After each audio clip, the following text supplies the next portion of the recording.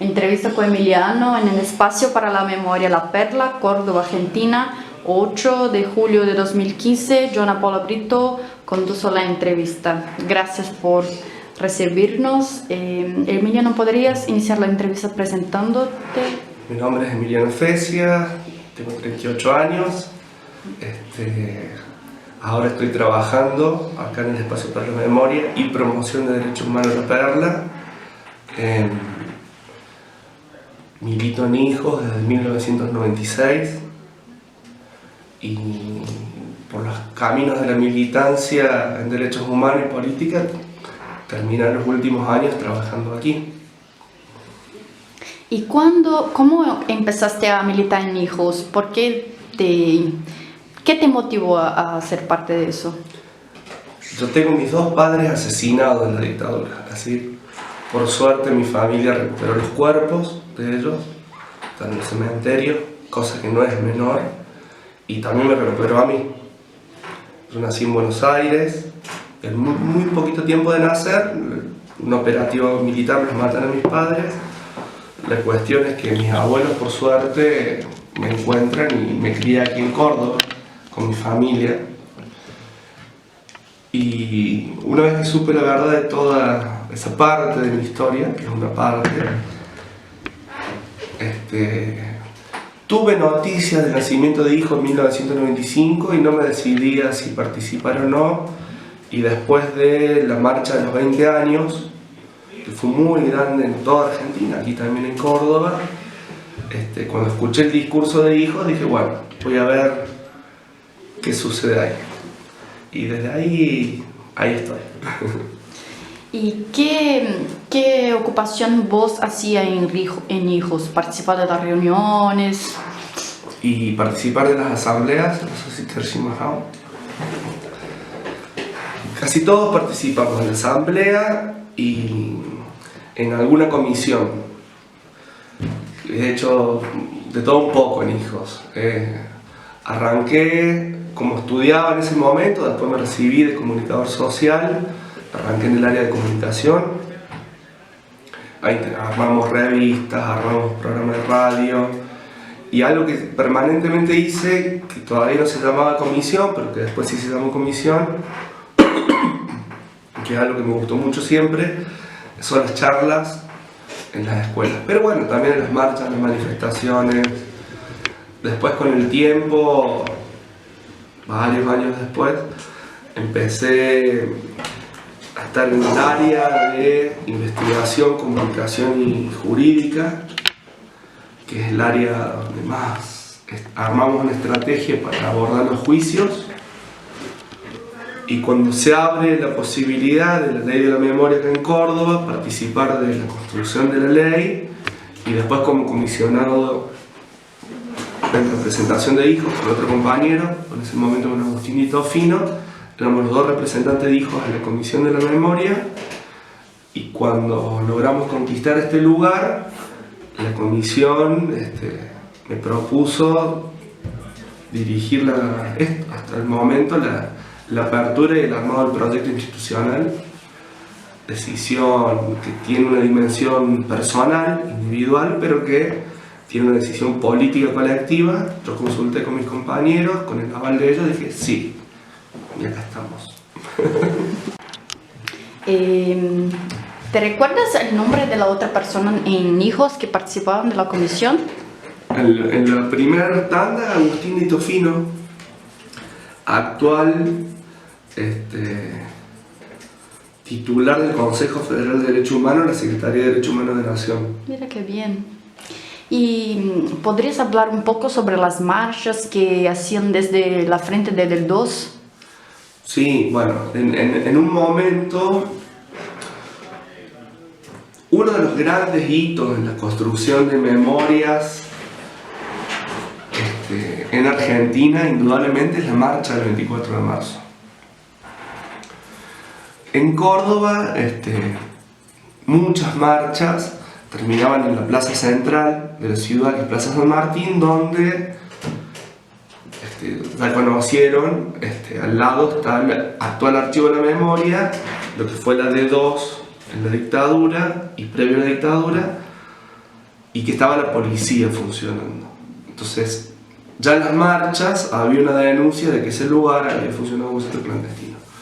A fines de los 90, con los organismos, porque pienso que la decisión fue colectiva, con abuelas, con familiares, también bueno, empezamos en el contexto del 10 de diciembre, el Día Internacional de Derechos Humanos, se hicieron, no fueron 3 años seguidos, pero se hicieron 3 grandes marchas desde la ciudad hasta aquí, hasta este lugar, con la misma idea de construir memoria, construir condena social, denunciar que en ese momento las Fuerzas Armadas, el Ejército en particular, seguía ocultando qué fue La Perla como centro de exterminio, y con esa idea básicamente se hicieron las marchas.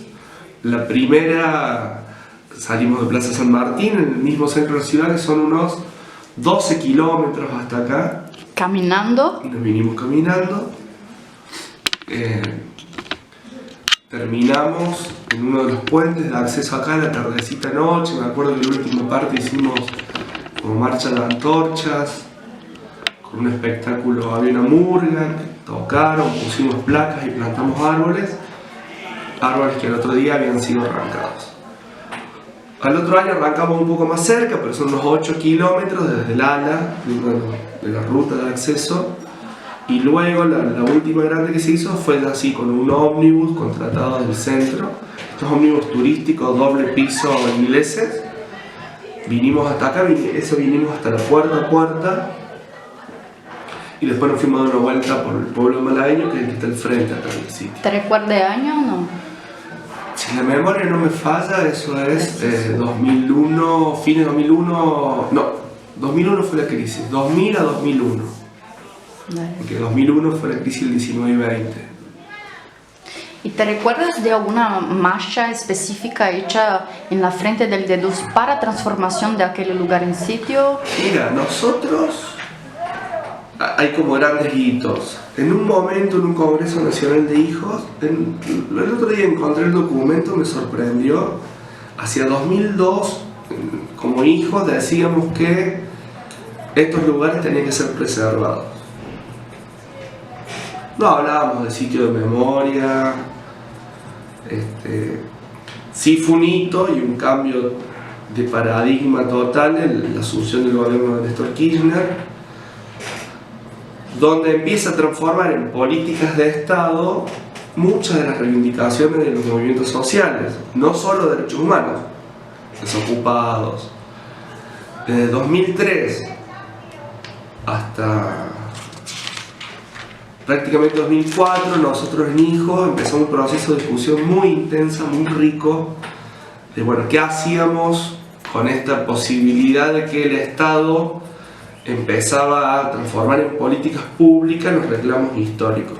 Nos dimos 1 año y medio de discusión, si incidir, si no, cómo. En general, no todos, los compañeros a nivel nacional, decidimos que manteniendo una actitud de exigencia, una dimensión de organización de la sociedad civil, sí teníamos que incidir en la construcción de esas políticas. Con esta idea de que el Estado no es una cosa monolítica, sino que tiene capas históricas, tanto en los trabajadores como en el cruce de las políticas que imprime. Y fue una apuesta a decir, bueno, vamos a incidir. ¿Cómo es la incidencia en esta mezcla de exigencia y participación? Es lo que se va redefiniendo continuamente con el análisis político. Después de ese año y pico de discusión interna muy rico, muy interesante, para mí muy esclarecedor, porque nosotros venimos en una matriz de formación política de resistencia al neoliberalismo en los 90s. Cuando uno dice resistencia es oponerse a las políticas públicas que imprimían desde el Estado los gobernantes en violación sistemática de derechos. En particular en Argentina es muy interesante hacer los puentes, que la lucha por memoria y verdad y justicia no está desatada de las otras luchas sociales por derechos. no es casual que cuando se pudo avanzar en el juicio y castigo de los responsables fue momentos donde el proyecto político impulsado de quien ocupaba los lugares de gobierno intentaba también tener otras políticas sociales o a manera de democratización de la sociedad. Estoy pensando en particular en el primer tanda, apenas se reabre la democracia, del juicio a la Junta, de la CONADEP, y que los quiebres de memoria y de justicia están atados a los quiebres de la victoria de los sectores de poder de imponer el neoliberalismo. Obediencia, vida y punto final, las leyes de la impunidad en Argentina fueron de la mano con el primer plan específicamente neoliberal post-dictadura, que fue el plan Surruil, que ya con la dictadura se habla de privatización, etcétera, etcétera, pero en la democracia van de la mano y casi son simultáneos en tiempo y espacio el avance de la impunidad con el avance de políticas que violen otros derechos. El primer gesto inaugural del gobierno de Menem no es casualmente que a la par de los indultos, los pocos que habían sido juzgados en el juicio de la Junta, fue de la mano con las leyes de reforma del Estado y privatización. Entonces, siempre ha sido y es un desafío, desde mi juicio, desde mi punto de vista, cómo se articulan esta lucha específica de denuncia de violaciones sistemáticas de los derechos humanos en la dictadura cívico-militar con el avance de otras luchas. Y eso es una lectura ideológica de qué fue el golpe de Estado. Si uno lee el golpe de Estado solo como militar, se equivoca. Si uno pone cívico, militar, eclesiástico, empresarial, el proyecto no fue el exterminio, solamente el genocidio, sino que eso fue instrumento de la destrucción de, por lo menos desde el 45 en adelante, podría decir un poco antes también, de la construcción de un Estado benefactor a la latinoamericana de avance de derechos populares. Si uno no entiende que el proyecto de la dictadura, los campos de exterminio, la tortura, la desaparición, el robo de bebés, no están atados con saqueo de empresas públicas, aumento de la deuda externa, aumento de la desocupación, etc. Si no puede unir eso, se queda en una lectura que es parcial. Cuando durante muchos años, desde la resistencia, de la lógica del movimiento social, la organización de la sociedad, las charlas y talleres de derechos humanos en las escuelas, contando qué fue la dictadura cívico-militar, siempre incluían una frase, que la dictadura no es solo el 24 de marzo en Argentina, sino que también es el 2 de abril de 1976, donde el ministro de Economía de la dictadura, Martínez II, anunciaba el cambio de estructura económica del país, liberalización, privatizaciones, etc. Desde ese paradigma usábamos otra frase bien provocativa en los talleres, que es: la dictadura, en términos del sistema político, terminó el 10 de diciembre de 1983, pero el autodenominado proceso de reorganización nacional, que es como los militares le dijeron ese periodo, no terminó el 10 de diciembre. Es decir, las redes de poder y de concentración económica construidas en aquel momento siguen siendo aún hasta hoy riqueza social producida por el conjunto del pueblo. Con esa lectura siempre ha sido un desafío cómo nuestra especificidad como hijos, en la discusión histórica de qué fueron las luchas de los 60 y 70, en la discusión histórica de qué fue la dictadura y la especificidad de lucha contra la impunidad, de trabajo con abuelas en búsqueda, abuela dice nietos, nosotros le decimos nuestros hermanos, cómo esas luchas unirlas en los 90 sobre todo a las luchas de resistencia a las privatizaciones, de los movimientos desocupados. En nuestras lecturas, en nuestras visiones, había mucha influencia en ese momento podemos decirlo, del zapatismo, en una lógica de la construcción democrática, la horizontalidad del consenso, etcétera, etcétera. 2003, con un gobierno que en los dichos decía que iba a oponerse a eso y que en lo concreto empezaba a abrir espacios, nos llevó a una discusión, esta discusión te decía, muy interesante. Nosotros ya veníamos con algo, con una escuela. Con una base. Muchas, ¿no? Muchas escuelas. Sí. El año pasado más de 200. Casi. ¿En números? ¿Por año? Esos son 9.000 estudiantes y unos 2.000 visitantes que vienen a conocer, más las actividades planificadas, culturales, etc. Veníamos con una discusión, retomo, de qué hacer con juicio y castigo. Eso fue también un aprendizaje muy grande, porque esta lectura que después ampliamos hacia la lógica general del espacio la venimos teniendo con la institución judicial. Si bien estaban las leyes de impunidad que impedían el juicio y muchos de los actores institucionales que definían la justicia federal y definen en algunos casos cómo avanzar con los juicios, eran parte del núcleo de poder de la misma dictadura, empezamos a encontrar agentes sueltos, subalternos, uno diría, a empezar a encontrar las contradicciones en la misma institución, que fue lo que nos fue permitiendo empezar a meter escritos jurídicos, técnicos, políticos de exigencia de nulidad de las leyes de impunidad. Cuando en 2003 cambia el paradigma del gobierno, parte de esa discusión nos sirvió mucho para decir, bueno, acá estamos. Vamos a seguir siendo una organización de la sociedad, pero vamos a disputar las políticas públicas. En la construcción del sitio de memorias, haber encontrado ese documento, en 2002 ya hablábamos de la necesidad por lo menos de preservar estos espacios, de preservar la memoria de estos espacios, que estos espacios sirvieran para futuras generaciones, etcétera, etcétera. Cuando se da el hito de la ESMA,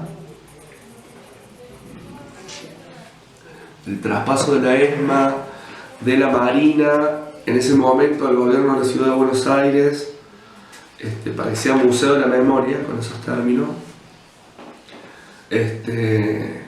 nos sacudió. Y empezamos así, bueno, en Córdoba, donde vamos todos los años, terminar la marcha del 24, queremos que sea sitio de memoria. Chao, Mati. Igual nos vemos el viernes. El viernes nos vemos. Ahí hay como un granito, un cambio. Bueno, en Córdoba queremos. En eso estábamos exigiendo y peleando en un gobierno de Córdoba que el actual mismo gobernador, que en su visión política es un neoliberalismo con un perfil más social, pero en la concepción del Estado es neoliberal, el sector privado que define, etc. Lo mismo la construcción de 30 años de denuncia, más este hito a nivel nacional de políticas, hacen que sectores mismos del gobierno provincial nos llamen a los organismos a finales de 2005 diciendo, bueno, les ofrecemos darle una parte de lo que fue la D2, sería funcionando la policía, una parte estaba asistencia a la víctima del delito, eso ya lo vas seguramente a reconstruir mejor con Luzmila y María. Le damos esa parte, pero la policía sigue funcionando en la otra parte. ¿Qué hicimos? Lo que hacemos siempre, ni sí ni no, tomamos la propuesta y entramos en una zona deliberativa en hijos y con los otros organismos, y ahí dijimos no, si no es todo, donde era la D2, es nada. Se tensó la cuerda, hacia febrero de 2006 se venían los 30 años, esto de aún un gobierno que hegemónicamente tiene visiones neoliberales, la construcción de un capital político social dado por 30 años de lucha en memoria de la justicia, más esto de que el gobierno nacional ha abierto este campo, generaba un capital político para que más o menos sincera o hipócritamente, los gobiernos locales de muchas provincias dijeron, bueno, vamos a avanzar en este sentido. Ahí nos plantamos, le dijimos que no, se acercaban los 30 años, cuando fue el traspaso de la ESMA sucedió algo muy importante. El actual gobernador de Córdoba, de la Sota, quería ir allá, las madres de Plaza de Mayo, la línea de EVE, la Asociación Madres, le dice a Kirchner, no, si viene de la Sota, que es un político de los sectores de derecha del peronismo, los sectores más conservadores del peronismo, desde antes del golpe, si viene ese gobernador en particular, las madres no asisten. Eso hizo que se enojaron mucho de la Sota, y en Plaza San Martín, en la esquina del pasaje del Archivo, el mismo 24 de marzo, contrata un canal y da un discurso de muchas horas, donde dice el exabrupto que decían los militares de que las madres no cuidaron bien a sus hijos. Con ese antecedente veníamos del mismo gobernador. 2 años después, casi 2 años después, del mismo gobierno de él sale la propuesta de hacer sitio de memoria.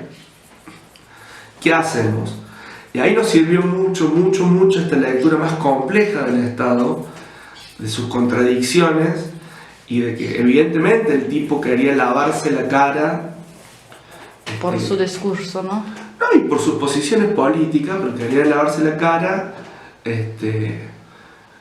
y el consenso, muy difícil, muy trabajado, pero muy rico, de los organismos de Córdoba para decirle no a una parte, si la policía sigue ahí no vamos, y cuando en febrero dicen, bueno, sí, les vamos a dar todo el sitio, que es actualmente el Archivo, que son 3 casas viejas.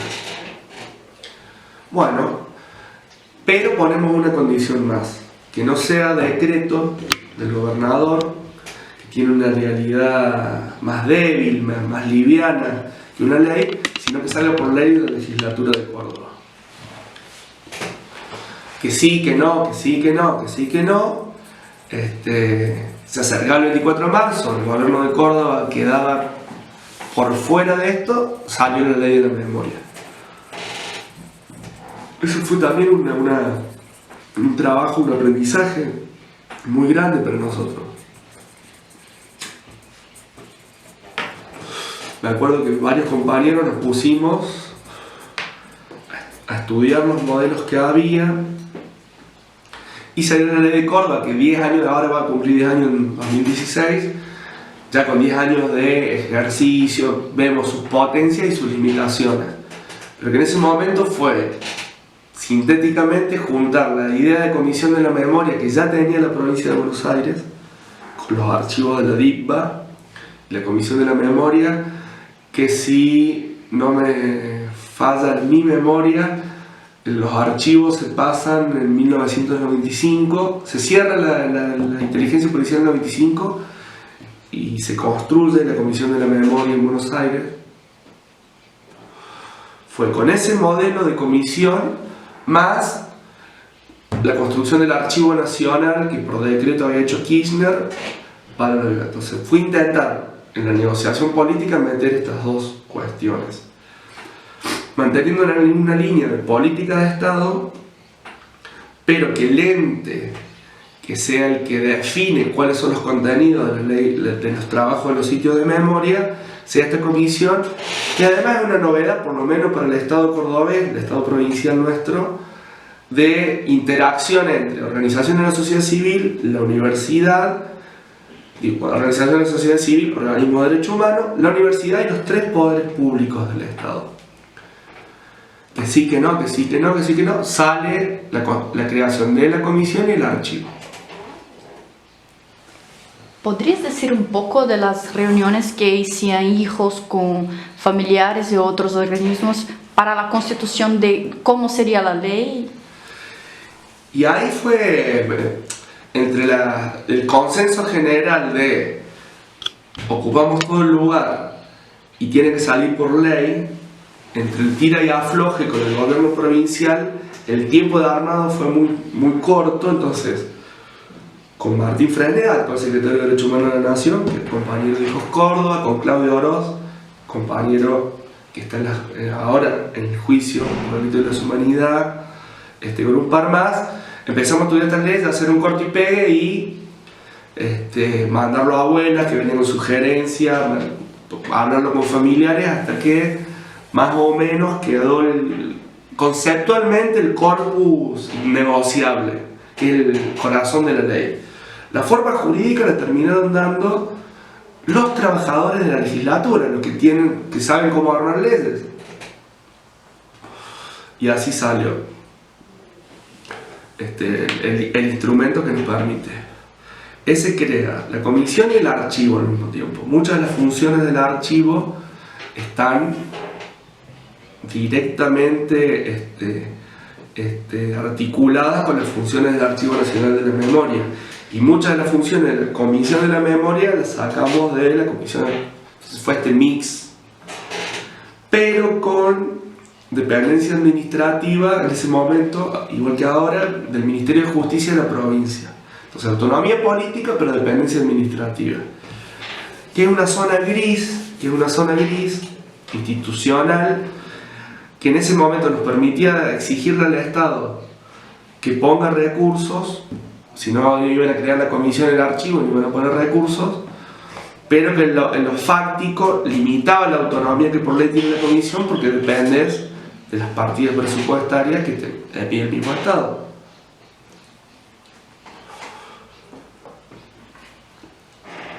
Empezamos a funcionar en 2006, todo ese año ahí arrancó la comisión, todo ese año funcionamos prácticamente en el Ministerio de Justicia, en la sede del Ministerio de Justicia, y la policía no se iba.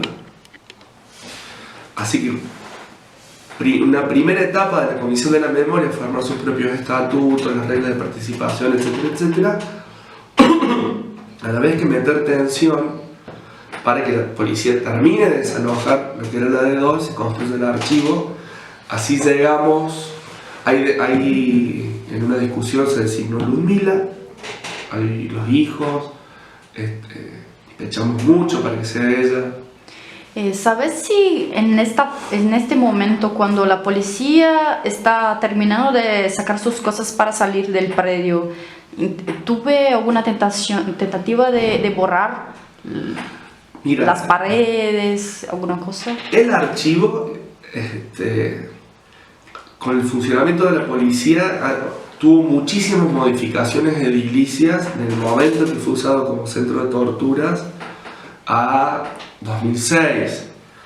Sí fuimos con la comisión a visitarlo justamente para que no haya intentos de borramiento. Por lo menos fue muy difícil identificar, y el archivo ha hecho un gran trabajo en reconstruir cómo era el funcionamiento, tirando paredes, buscando paredes, identificando los sitios. Es un laberinto, el archivo es un laberinto, a diferencia de lo que nos pasó después acá, que no te cuento. Pero sí, como comisión fue muy tenso.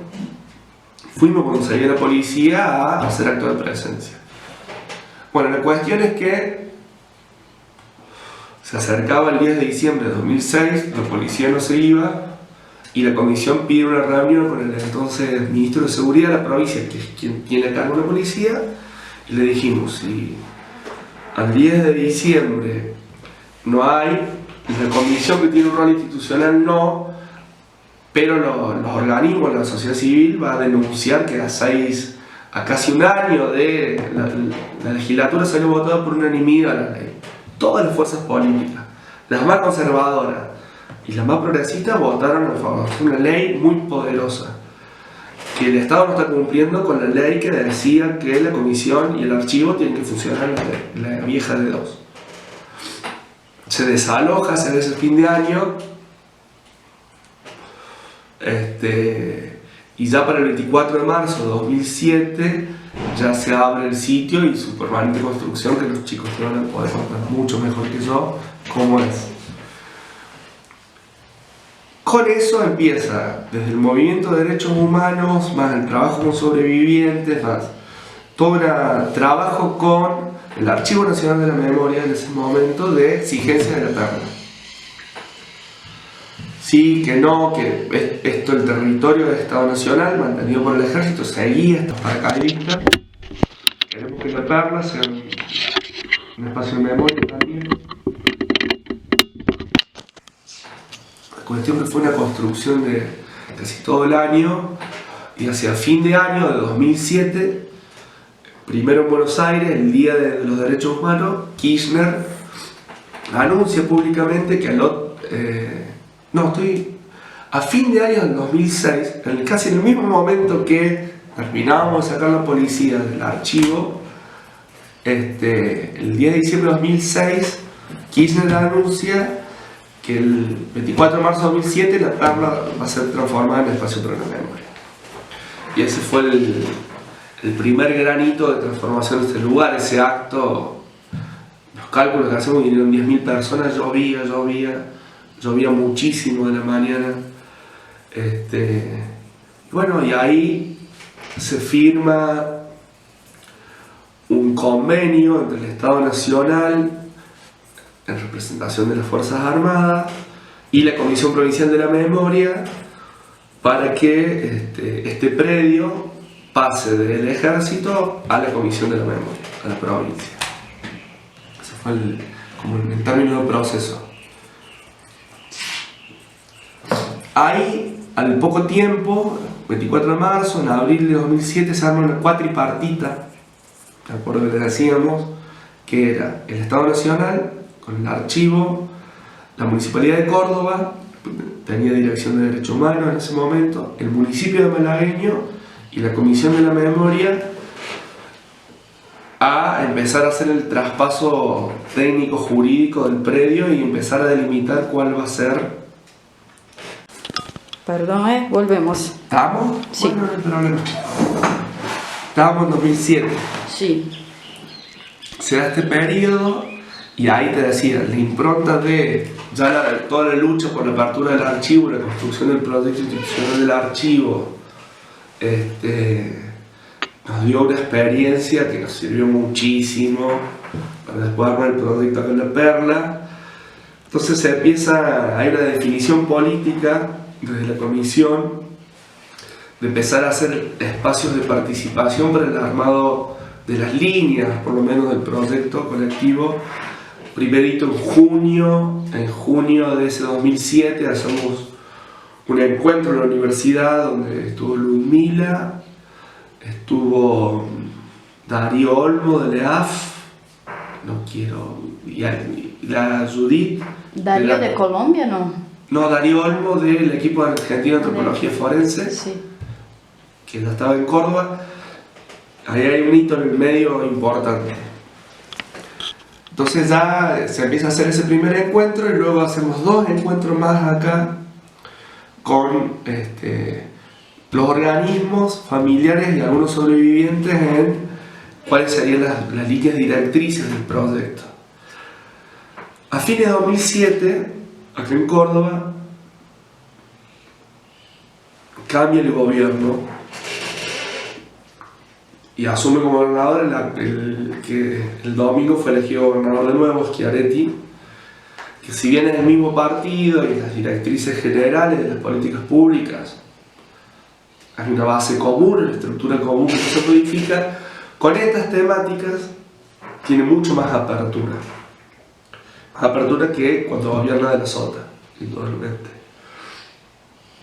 Entonces, tanto para el archivo como luego para acá en La Perla y luego en la Ribera, con el gobierno de Schiaretti, un momento de mucho crecimiento institucional, de presupuesto, de nombramiento de gente. Ya estábamos en ese hito.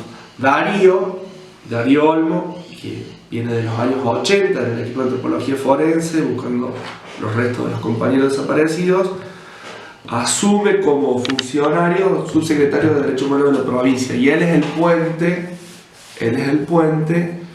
de muchas de las políticas. El secretario de Derechos Humanos estuvo unos días detenido aquí, y en la Ribera, o sea, en su trayectoria militante, había por lo menos una empatía, un lugar en común entendido, y es un momento de mucho impulso en Córdoba de las políticas públicas, con los sitios.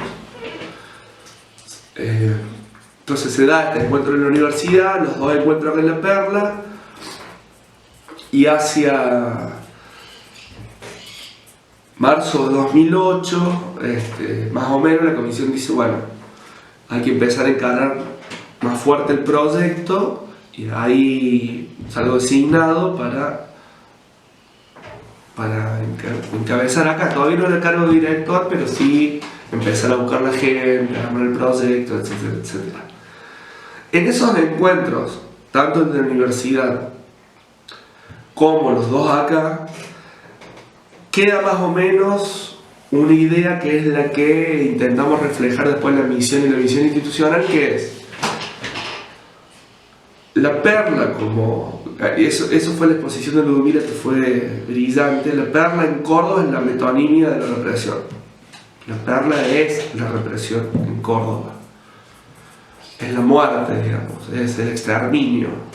Al ser el centro de exterminio más grande del interior del país y estar situado acá como uno de los epicentros donde la represión fue más dura, el camino histórico de hacer visible, que eso también palabras de Ludmila, el camino histórico de hacer visible lo invisibilizado por la impunidad, etc. Desde los testimonios de los propios sobrevivientes, las denuncias de los organismos de los 80 y los 90, hacer de La Perla que tenga actualmente esa carga.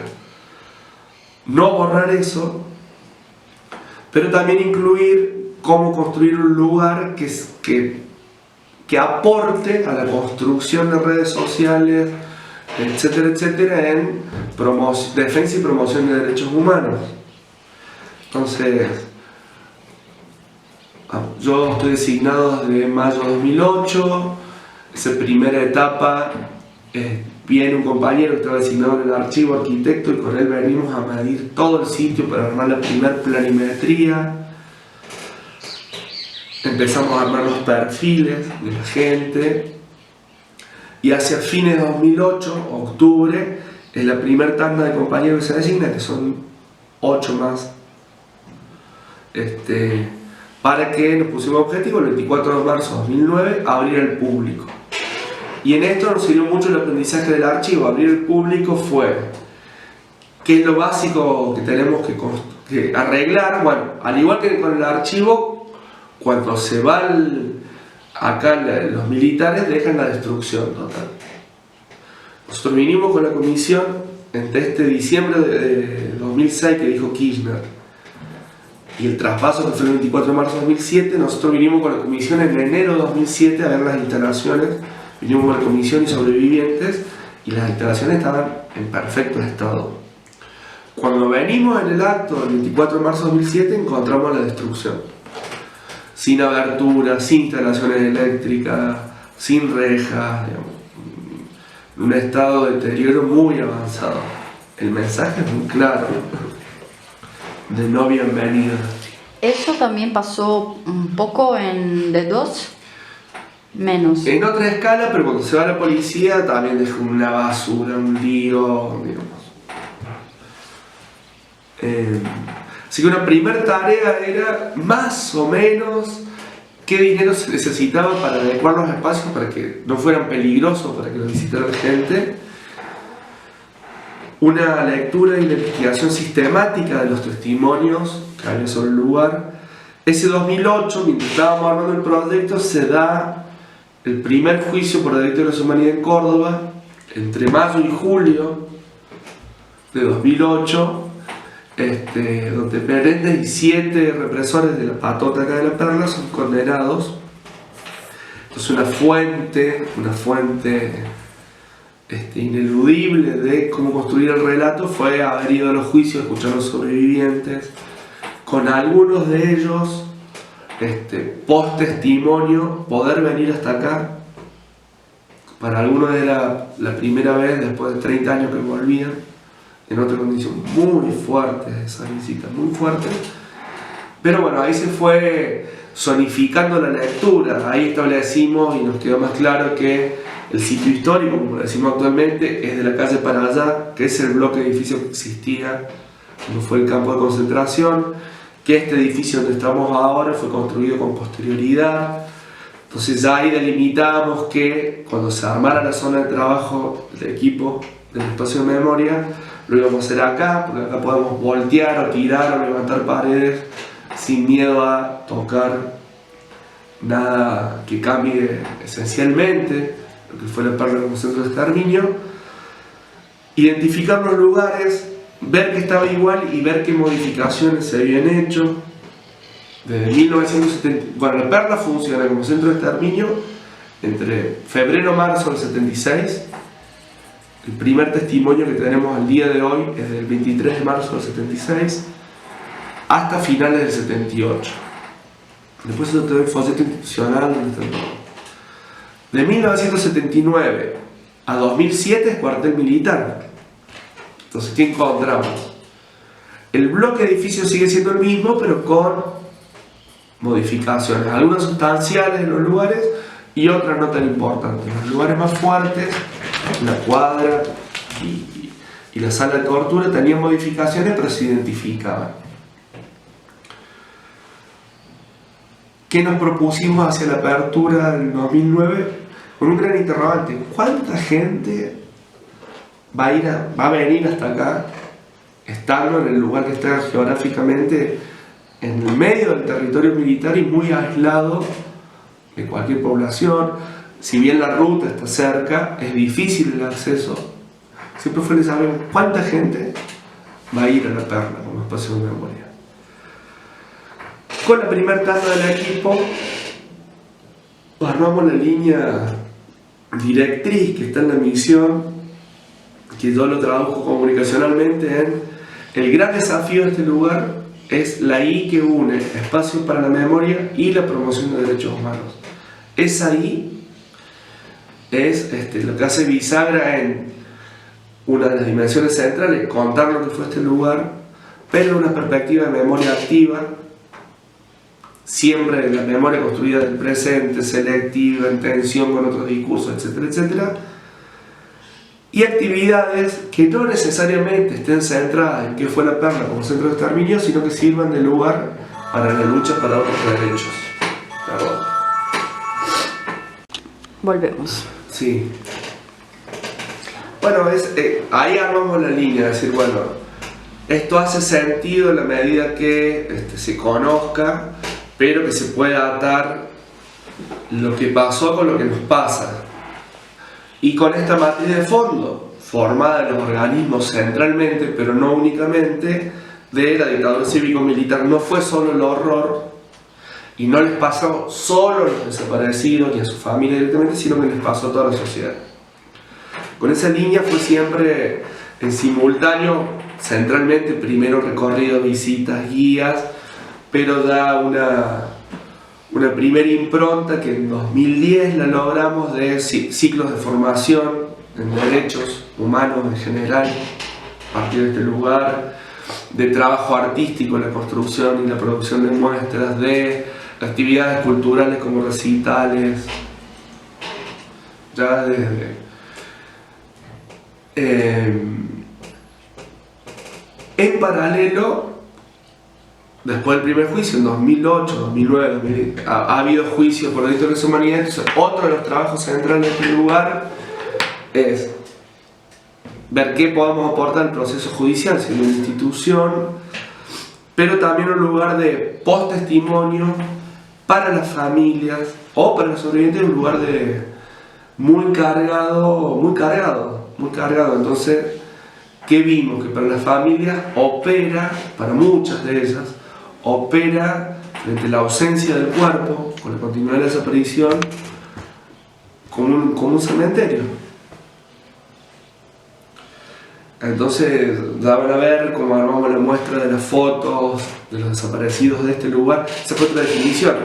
Ya las fotos de todos los compañeros desaparecidos en Córdoba, o cordobeses asesinados y desaparecidos en otros puntos del país, la centralidad está en el archivo.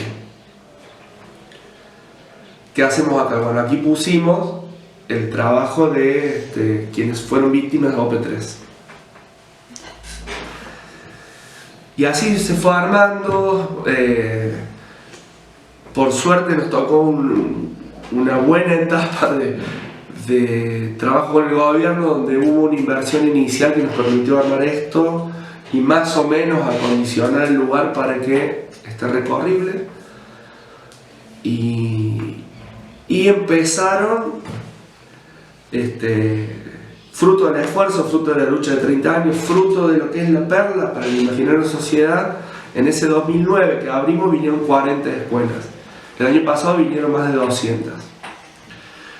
Crece geométricamente la cantidad de gente que visita el lugar, que hace recorrido pedagógico, que hoy tiene una complejidad conceptual mucho más rica de la que tenía un inicio.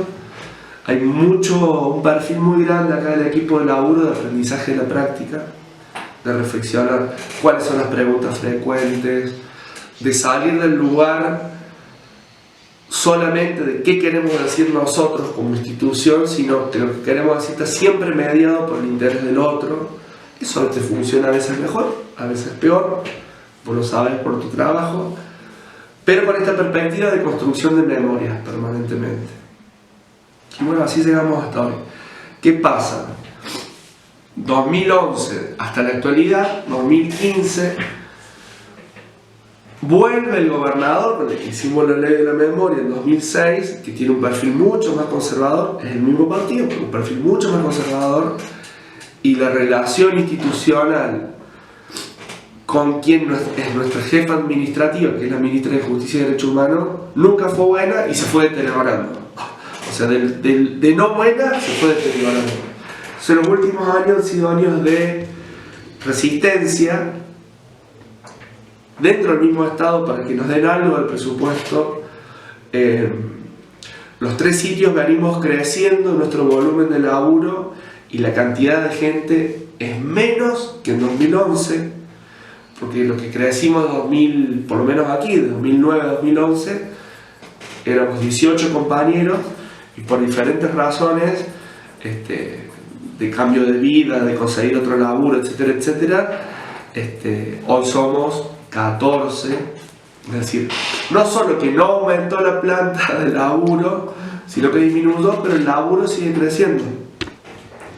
Así que bueno, estamos en una situación como muy crítica. Fue un freno sobre todo en grandes inversiones de obras más grandes, de posibilidad de ir abriendo el espacio de otros sectores. Eso se frenó mucho. Estamos en los últimos años muy enfocados a concentrar los pocos recursos que nos llegan en mantener el sitio y enfocados hacia quienes vienen. Eso mantenerlo centralmente. Esperamos que ahora se reabra una posibilidad de que el Estado cumpla con sus deberes y empiece a entrar un poco de dinero para invertir en la remodelación espacial, sobre todo, que es muy grande en el Perla. Pero contigo somos 14, esos 14 para limpieza, para cortar el pasto, para mantener los edificios, para hacer las visitas, para trabajar con la justicia, para hacer investigación, para recibir los sobrevivientes, para hacer la gestión y administración. Entonces, estamos en un caos institucional creativo donde todos más o menos tenemos una parte delimitada de nuestra función y hacemos un poco de todo, que le da una impronta de mucha creatividad al sitio, pero también de por ahí mucho esfuerzo y mucho desgaste que nos llevó a otra discusión que creo que sigue abierta y que permanentemente hay que rediscutirla, eso creo yo, que es somos trabajadores con un sueldo, con horarios, con derechos laborales, no nos autoexplotemos, pero hay una dimensión militante, también innegable. Bueno, como la condición militante, que creo que es lo que sostiene mucho de eso, atenta en nuestra condición de laburantes por ejemplo, decir, bueno, vamos a cerrar el sitio por falta de recursos. Nos pesa mucho, es una decisión muy dura, porque nosotros mismos somos los que más queremos que venga cada vez más gente aquí. Eso te iba a preguntar. ¿Cómo es para ti, para vos, la experiencia de gestionar este sitio de memoria, siendo vos hijo de desaparecido político y siendo militante que Sí. luchó por la transformación de este espacio, ¿no?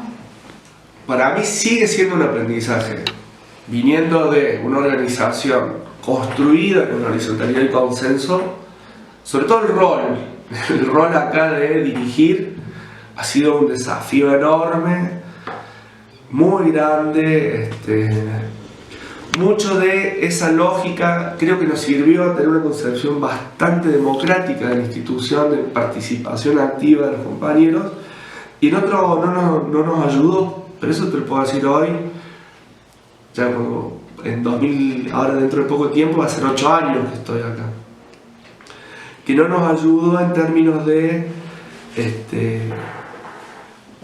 traer el modelo institucional de una organización a una institución como el Estado, donde la verticalidad, por lo menos en lo que es recursos, exigencia, el trato político, el manejo de información estratégica, te despega a tus compañeros. Para mí es una tensión permanente y que en momentos mejor, en momentos peor, la exigencia de horarios de trabajo cotidiana, la exigencia de metas, la construcción de perfiles a partir de las funciones de cada uno, digo, cómo construir un modelo institucional que esté atravesado por estas dos lógicas. La lógica vertical, piramidal de las instituciones que hace falta. Unos años atrás yo te hubiera dicho, no participa, no. Hay una cabeza y acá hay muchos cumpas muy formados. Entonces, bueno, frente a una opción de qué hacemos, hay no dos, hay múltiples propuestas, una mejor fundamentada que otra. Bueno, defino yo y saber qué definir trae costos al interior del equipo. Bueno, todo eso ha sido bastante dificultoso y con mucho, en los últimos años, mucho desgaste en que las adversidades materiales no nos coman esta cosa que nos mueve y que ha transformado este lugar con lo poquito que somos en algo impresionante, que no nos mate la esperanza de decir, bueno, ha sido un aprendizaje muy fuerte de, bueno, lo que queremos hacer va a tardar un poco más, va a salir, pero va a tardar un poco más, no en los momentos que queremos nosotros, no nos frustremos, mantengamos la línea central. Un compañero al inicio de este año, cuando dijimos esto va a ser un año muy duro, año de elecciones, no nos van a dar presupuesto, etc. Bueno, nuestro objetivo como institución pública es toda la persona que entra de la puerta para acá. El foco está ahí, nos debemos a esos. Con ese eje político aguantás muchas cosas. ¿Cuál es el punto hasta donde, sobre todo decir, señor, el Estado está incumpliendo, por más que nos duele en el alma, el sitio de memoria de la Perla se cierra hasta que no esté el presupuesto? Lo que va saliendo es una cosa intermedia. Aún con los 14 que éramos, hace un par de años habíamos definido que aquí, particularmente aquí, por el lugar que tiene, íbamos a abrir los sábados, porque a diferencia, por ejemplo, del archivo, donde en el pleno centro y el tipo que labura, a lo mejor tiene un ratito, entra y sale y puede ir en su horario laboral, acá la persona suelta, no en las escuelas, venir los sábados. De que labura de lunes a viernes, venirse acá es venir, estar la media hora, las 3 horas que puede recorrer el sitio. Entonces, detectamos, nos exigía mucha gente, che, ¿por qué no abren los sábados? Sin tener horas extras, sin tener gente de más, habíamos decidido nosotros voluntariamente hacer turnos rotativos y abrir los sábados. Este año dijimos muy dolorosamente, por falta de recursos y presupuestos, vamos a cerrar los sábados. Lo cual nos trajo costos. Pero bueno, es esto que te decía, entre ser laburante y tener las condiciones básicas para poder ejercer bien tu laburo. Y es una tensión permanente. El otro día hicimos una proyección institucional Y para hacer lo que queremos hacer bien lo que estamos haciendo y crecer más, se necesitan por lo menos 20 personas más de lo que somos. Una institución de 30 personas acá. Es un cálculo redondo para tener bien la limpieza, el mantenimiento de los edificios, hacer más guías de escuela. Hoy estamos funcionando a demanda, es decir, las escuelas que llaman las anotamos. La idea política hace un par de años, la planificación estratégica nos dio que tenemos que ordenar esa demanda, que salir a buscar las escuelas que no están llegando, ver por qué no están llegando, cómo llegar nosotros a ellas. Y yo, en mi rol, diciendo, eso no. Si abrimos más de demanda, nos vamos a terminar implotando. Se nos va a caer el laburo encima. Eso en términos más instrumentales. Y en términos emotivos, es un lugar pesado para el lugar. Es un lugar pesado. En mi caso, yo tuve un tío que pasó por acá, que sobrevivió. Que siempre al cuento de mi viejo, yo lo cuento al tío, estuvo 15 días y sobrevivió y después falleció.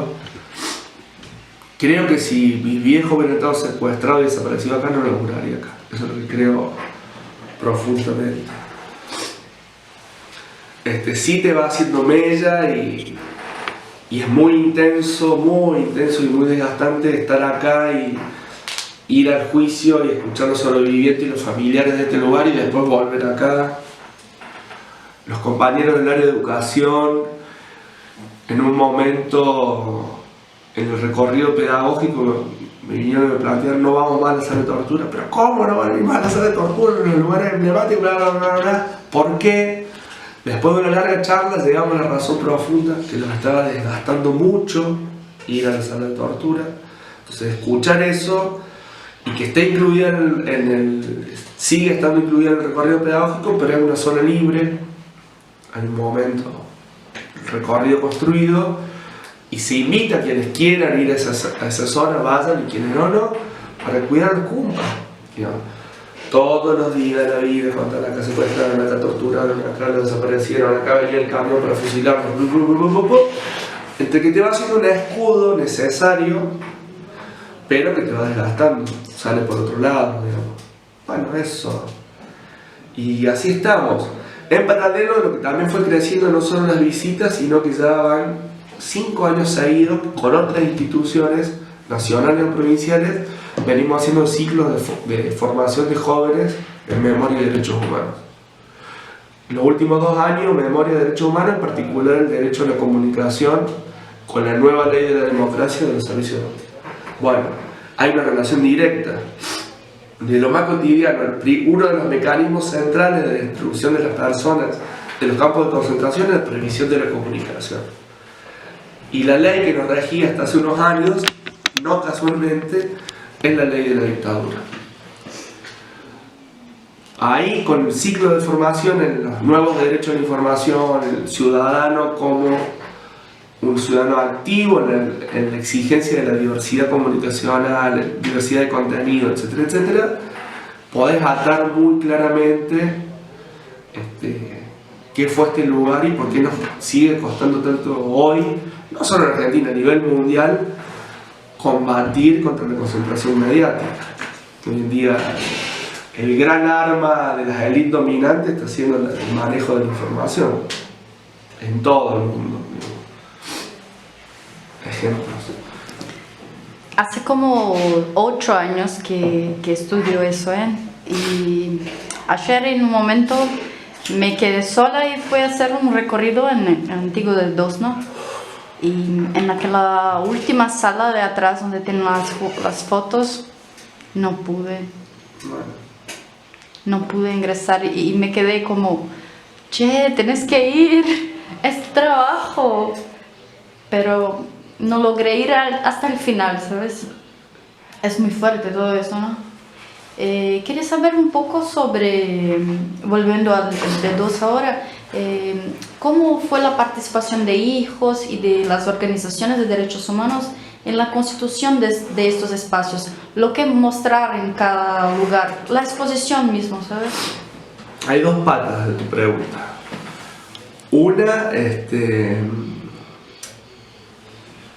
que fue un debate y que explícitamente, porque fui comisionado, puedo decirlo, que Hijo fue uno de los impulsores de que los sitios de memoria no trabajen solamente, evidentemente sí, por derecho ganado por la lucha, pero no trabajemos solamente quienes venimos de los organismos.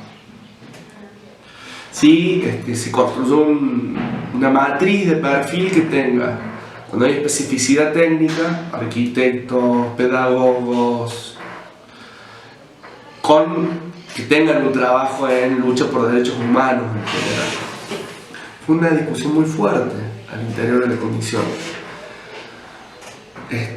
Creo que nos sirvió, y hay una lectura generacional de Hijo, con otros compañeros de otros organismos, de esta lectura del golpe, todos somos hijos de una misma historia, con ese eslogan. Eso se traduce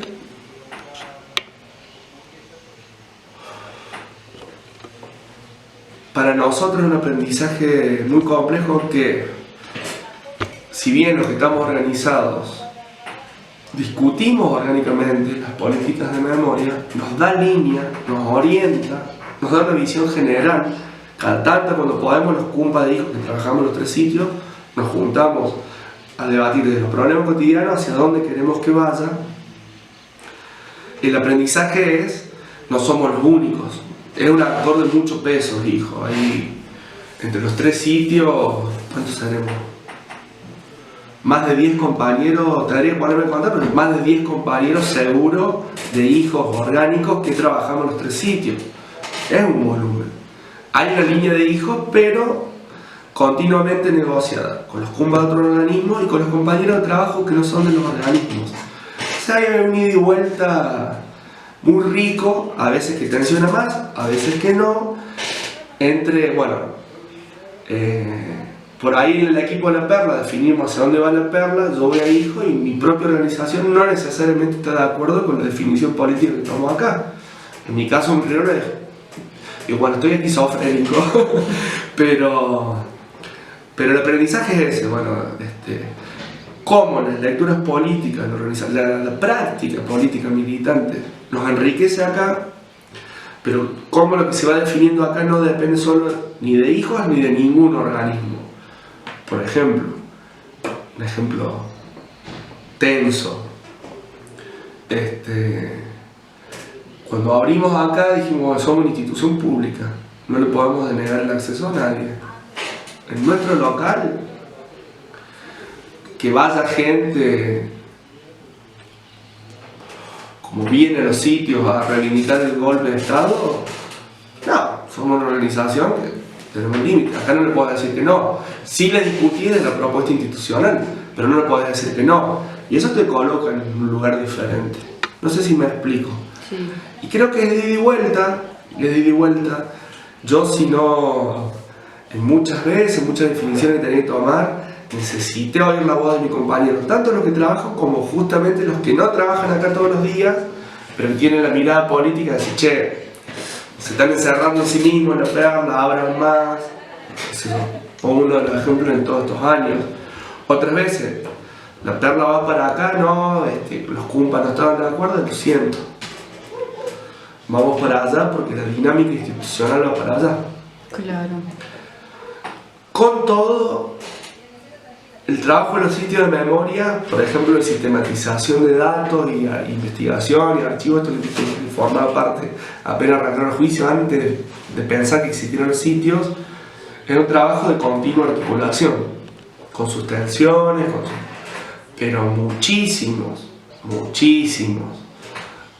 de las historias de vida, y de las fotos y de las trayectorias de compañeros desaparecidos vinieron por el trabajo de los organismos. Los organismos aportaron y siguen aportando muchísimo a la construcción de estas instituciones. El desafío está viendo, por ejemplo, si bien tenemos pocas todavía, desde que se abrió La Perla, en articulación con el archivo y la Ribera, el número de fotos desaparecidos acá aumentó 25%. También hacemos un ida y vuelta y va hacia los organismos.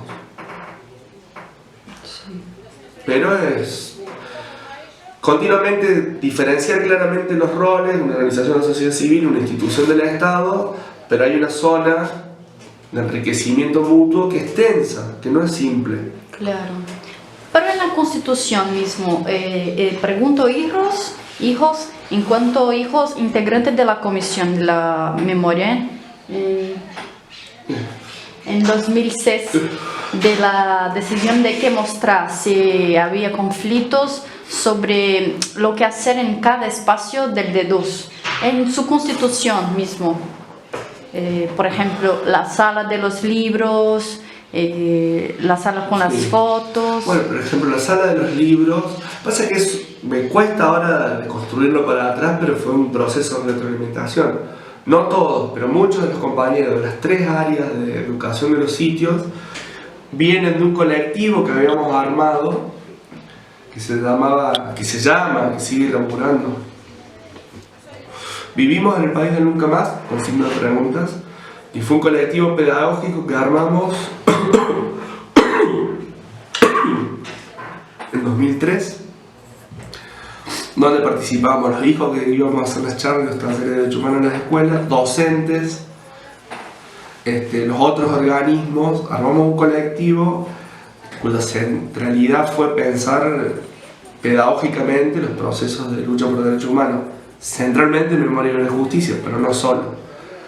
Ese colectivo que produjo un libro, que no sé si está, Vivimos en el país de nunca más, a la hora de, bueno, cómo determinar quiénes van a trabajar, pechamos mucho para que muchos de esos compañeros estén en los sitios trayendo los aprendizajes y las experiencias con esto innovador que está en una institución. ¿Qué te quiero decir? Los contenidos, la definición de los contenidos, hay mucha alimentación de la lucha histórica de los organismos, pero también que van aportando compañeros que no necesariamente vienen de ahí. Entonces, ¿qué mostrar, qué no mostrar, cómo mostrarlo? También influye mucho la formación académica de muchos de los compañeros de los organismos y no de los organismos en sus perspectivas profesionales. La luz con su mirada antropológica, acá Mariana Tello, en la investigación, que es culpa de hijo, pero es doctora en antropología. Las postales de memoria, cuando las veas, hay toda una reflexión de la línea ideológica de los organismos, pero cómo mostrarlo, cómo tratar éticamente, mucha reflexión, cómo el trato ético, con sobrevivientes, con familiares, digamos. Es un ida y vuelta, no lo puedo separar. Que no es igual, que no es idéntico, pero que se retroalimenta mutuamente. ¿Y qué te parece hoy, después de todo ese tiempo, esa lucha, todo, el D2 hoy, como Archivo Provincial de la Memoria? ¿Cuál es su importancia hoy? Capital, central. El archivo, nosotros, la Ribera, creo que tenemos un desafío enorme, que es construir memorias de nuestro pasado reciente, pero con una visión permanente de futuro. Que esto sirva para, por ejemplo, luchar contra las actuales políticas de seguridad represivas. Digamos, en Córdoba tenemos en vigencia leyes que permiten que la fuerza de seguridad, la policía, pueda detener arbitrariamente a jóvenes por lo menos 2 días para averiguación de antecedentes por portación de rostros. No es la dictadura, estamos en muchas cosas muy lejos de la dictadura como pueblo. Siento el orgullo de que hemos avanzado muchísimo en derechos humanos, pero hay prácticas represivas muy similares. Entonces eso, acá vienen 10.000 personas por año, al archivo van más de 20.000, a la Ribera está haciendo un laburo con los barrios, alrededor son barrios muy pobres, un laburo social enorme. ¿Cómo construir estos puentes entre el ayer y el hoy con una perspectiva de futuro, de construcción de una cultura respecto a los derechos humanos? En eso creo que es clave. Vos me decías a mí con el sueño, el archivo, la perla Ribera, que dentro de 100 años nuestros bisnietos vengan con lo que sea su realidad, su vivencia en su momento, pero que puedan conocer que en el siglo XX hubo una última dictadura militar que hizo un genocidio, que provocó esto y que este lugar nos pasó a todos los cordobeses.